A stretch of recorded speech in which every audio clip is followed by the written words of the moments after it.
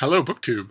I tried a couple of times yesterday to record a video about the National Book Award long list for fiction that was announced yesterday. I tried a couple of times. That almost never happens to me. Ordinarily, I know exactly what I want to say and how I want to say it as soon as an idea comes to me. But both times that I tried it once as soon as I read the list, and then I tried it hours later. Both times that I tried it, I just descended into angry ranting about the list. So I'm going to try and stay calm in this video because I'd like a reaction on record. So we'll go over the list. It's 10 books. First one is A Lucky Man by Jamel Brinkley. Second is Gun Love by Jennifer Clement. The third is Florida by Lauren Groff. Then The Boat Builder by Daniel Gunbinder. Where the Dead Sit Talking by Brandon Hobson. An American Marriage by Tayari Jones. The Great Believers by Rebecca Mackay, The Friend by Sigrid Nunez, There by Tommy Orange, and Heads of the Colored People by Nafisa Thompson Spires. And it's impossible to read this list without... I've read 7 books on this list, and all were only workmanlike. They were a broad range of subjects, but they were all only workmanlike. They were good, solid novels, but nothing great about them. And it's been hard to remember that when I've been watching on social media the joyous reactions of all of these authors to being on the long list. A joy that I have to think in a handful of cases is amplified by the fact that they're the better angels of their nature, their solid rock of their inner judgment, told them that there was no way, there was no chance at all. That inner rock of judgment was correct. So it's probably understandable to me that they would be rejoicing all the more strenuously. And it's tough to say anything, wet blankety about such, in the face of such joy. I wish these authors all the best. I think it's wonderful for their careers that they've been longlisted for one of the most prestigious literary awards in the world. However, it's impossible to look at this list without remembering the Man Booker long list. On the Man Booker long list, in addition to having a comic book, had 4 debut novels. The Man Booker long list was longer than the National Book Award long list. The National Book Award long list is 10 books. And it still has 4 debut works. Basically half the list is first-time books with, I can attest, because I've read them, first-time errors. Unforced errors that new authors always make. And that harm the reading of the book. Make the book less good than books that were excluded from the long list. There is no book on this long list that deserves to be what one of them will be in a month's time, which is the National Book Award winner for fiction for 2018. And I made 2 videos yesterday, both trying to stay calm on this subject, and I couldn't do it. And I don't know if it'll be possible today, but the point that I want to make, apart from the fact that this is very disappointing, this list, of course, is very disappointing. When I was talking the other day about the nonfiction long list, and I made sure to point out, keep in mind, the thing to remember about a list like this is that it could have been a lot worse. Remember, I said that about the nonfiction long list, and then I went on to say the nonfiction long list had a great many seriously good books, and a couple of great ones. When I was saying that this could be a lot worse, when I was looking ahead to the nonfiction long list, I was thinking of a list just like this. That's full of virtue signaling and box checking and hashtag lining up, but that isn't actually about literary merit. This long list does not want to encourage you to be a more adventurous reader, which is what all reading long lists and book lists of any kind should do. Instead, it wants to scold you for not being quite a virtuous enough person, and for which it can go to hell by a short road as far as I'm concerned.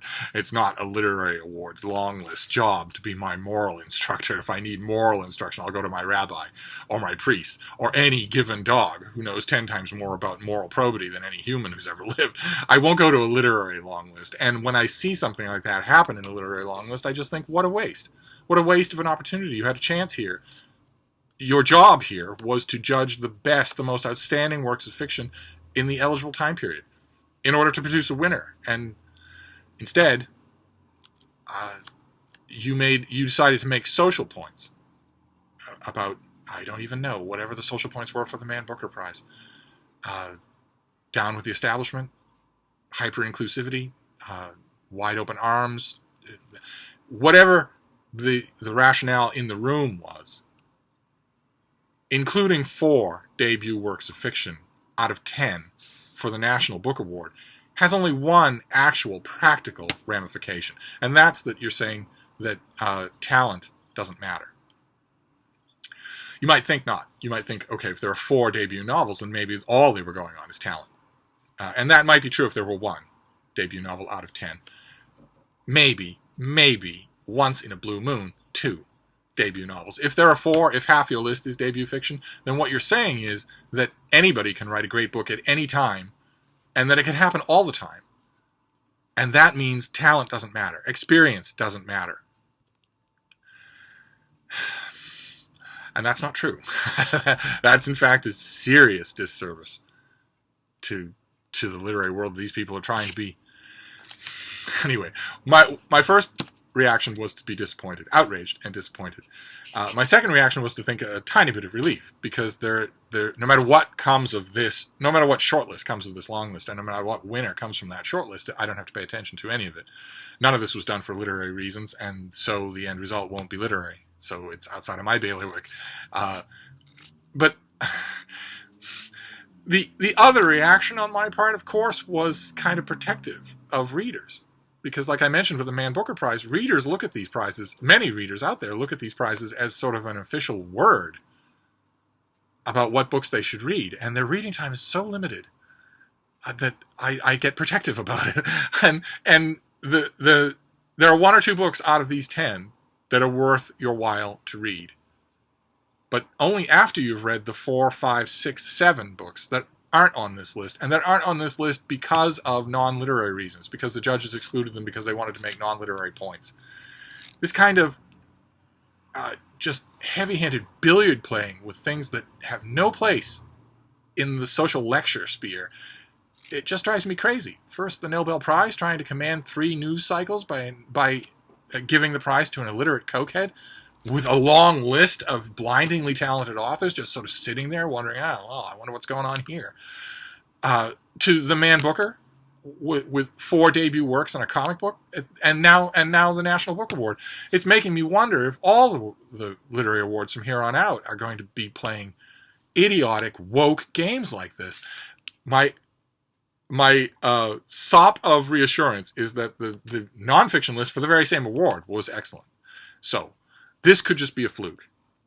We will convene with the next literary award, and we'll see what we make of it. But I wanted to express disappointment and a warning. Those of you, maybe some of you are watching, who take awards like this as a chance to go to your library and line up books, I'm warning you that you could be facing serious disappointment. As far as I'm concerned, you can pick any one of the books out of these 10, borrow it from the library, and see what you think. See if you don't agree with me. There's that, and then on the other hand, we won't be convening for the later stages of this award. I'm just going to ignore the shortlist and the winner, except to congratulate them. Of course, I congratulate all of these authors. I wonder what some of them would think if you put 5 bourbons in them late at night. I wonder if you wouldn't get an expression of surprise, even astonishment, maybe even embarrassment. But one way or another, in the 21st century of participation awards, that might not be true. So I don't know one way or another. But I wanted to make a video, at least a marginally calmer video, just saying that I'm very much disappointed. Those of you who might be interested in what my reactions are to this long list, ordinarily when a long list like this comes out, or a short list or anything, I go through the list, I tell you which ones I've read, and then of the ones I've read, I tell you which ones I thought were superb, which ones are definitely worth your time.